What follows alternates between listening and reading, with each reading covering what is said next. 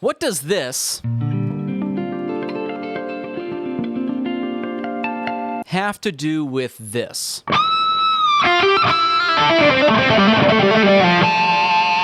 Today we're going to find out on another exciting episode of Hey, isn't that kind of cool? What's up, everyone? My name is Matthew Dale. I am here to help you play better, sound great, and understand more. And a little while ago, I did a video on these, the Fred Kelly Bumblebee Jazz style thumb picks. And one of the most common questions I had on that video was, yes, but can you still do pinch harmonics with it? And yes, kinda. So that's what we're going to talk about today in this quick video. But first, I want to give you a free gift. It is my Essential Music Theory cheat sheet. If you have ever struggled with music theory, or you just want a really handy quick reference guide to all of your scales, all of your chords in those scales, triads, 7 chords, and a plethora of other music theory goodness, then head down in the description box below and download my Essential Music Theory cheat sheet. So for the longest time, I used these, just regular old, good old-fashioned Dunlop picks. And when we first learned about how to do a pinch harmonic, I'm going to stay away from false harmonic. They're actually not false harmonics. They are harmonics just on a really, really high overtone. But one of the ways we learn how to do pinch harmonics is by using the fleshy part of our thumb to grip or touch the string as we pluck it with the pick at the same time. A little bit of gain goes a long way on this, so I've got this lovely high gain guitar tone happening right now, and I'm going to play this G note right here on the B string. If I just choke up on the pick and play with both the fleshy part of my thumb and the pick itself, I'll get a pinch harmonic.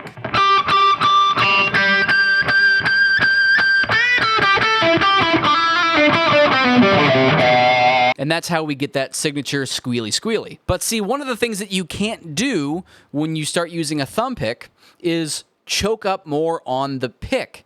The design of the thumb pick prevents that from happening. So actually adopting pinch harmonics back into my playing from a flat pick into playing with a thumb pick was actually the last thing that came together. The alternate picking thing happened, and the hybrid picking and everything else translated. When I start using this exclusively, everything else translated before the pinch harmonic. It was the last thing that I finally caught up with to make this sort of my can-do anything technique. And because I can't choke up anymore on this, what I'm doing is I'm actually rolling my thumb into a more of a, pressing the fleshy part of the thumb on the string position.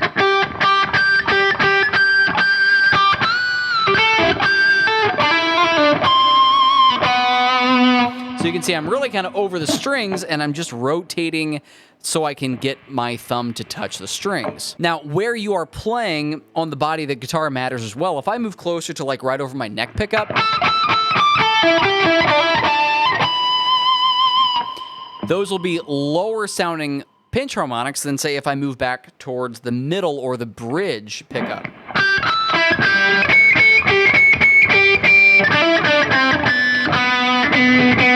And you can kind of find some sweet spots in here.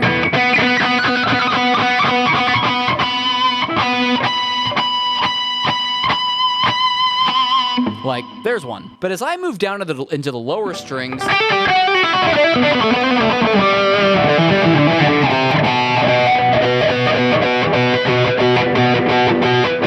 it gets a lot harder for me with a thumb pick to play a pinch harmonic and to get that signature type sound. So how am I doing that right there?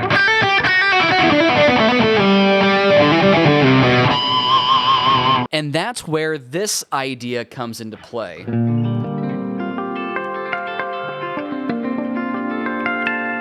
I've done a video before on these types of harmonics. This is called Harp harmonics, or the Harp technique. What I'm doing here, briefly in a nutshell, is I'm playing a note or a chord, let's say A on the E string here, and I'm playing the harmonic. I'm actually touching that node 12 frets above that note, and I'm plucking it behind with the thumb pick.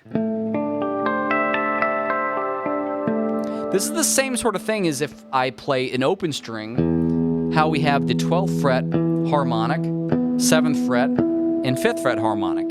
If I fret this, that's 12 frets up. If I play the 12th fret, that's 7 frets above what I've got held down here. And then the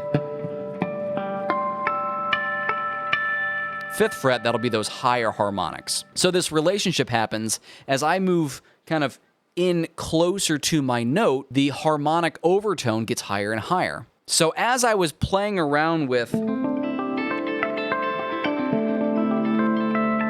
pretty sounds like this,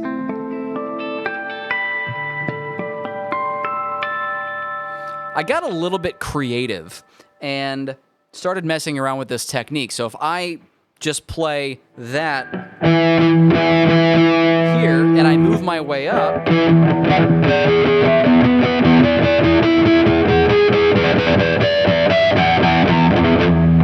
you can hear how those nodes get higher and higher if I move down this way. Well, what if I move the opposite way on the guitar, down towards the bridge?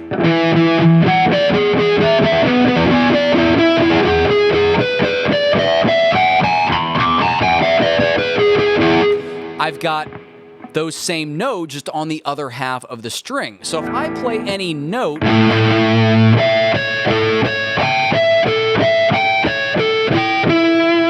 I've got all of those nodes, those harmonic nodes that I can bring out with this harmonic technique. So that's how I do pinch harmonics on low strings.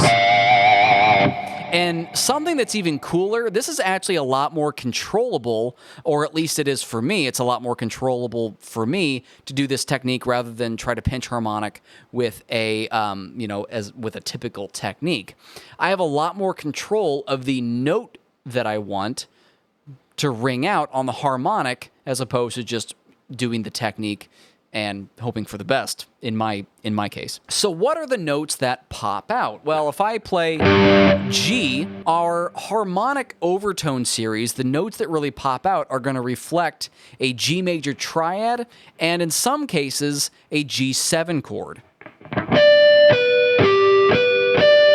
There's our G major triad. And there's that F note.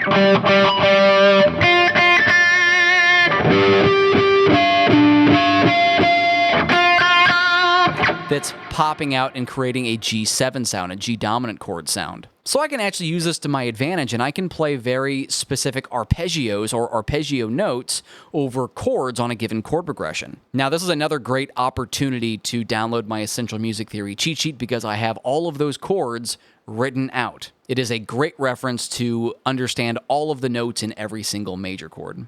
So let's say, for example, I've got a sample chord progression that goes F major to A major to D minor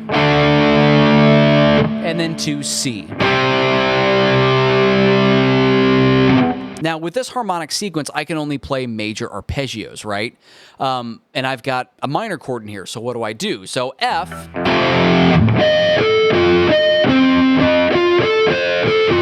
there's my F major harmonics, A major,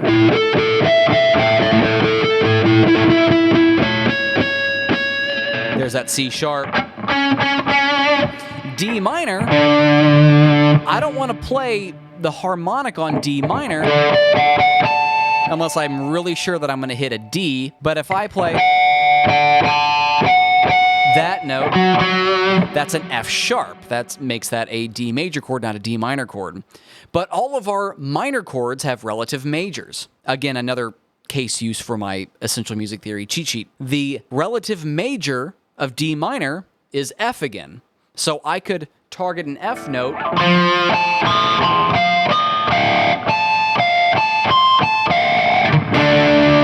over that D minor. And then we go to C, and I'm back to C major harmonic notes. So let me show you a little bit more what I mean in context. I've got a backing track with those exact chords called up, and I will play harmonics first, and then I'll kind of rip off into a solo and use it a little more in context that way. So using F harmonics on F,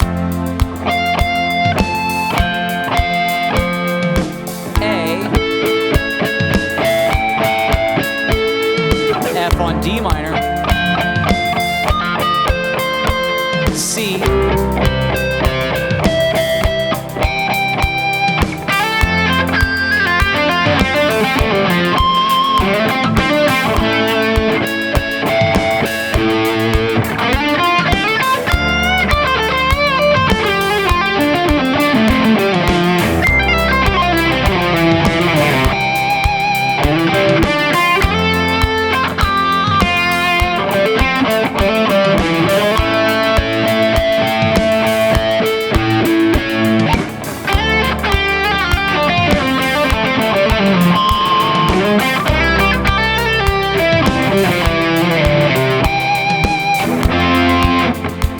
and then you can kind of get the idea there. So just like I would play a pinch harmonic normally, but I have this added benefit of highlighting some chord tones with my harmonics. So I hope you found that interesting. Leave me a comment in the space below. This is how I get pinch harmonics into my playing with a thumb pick. My name is Matthew Dale. I'm here to help you play better, sound great, and understand more. I will see you all again on the next video.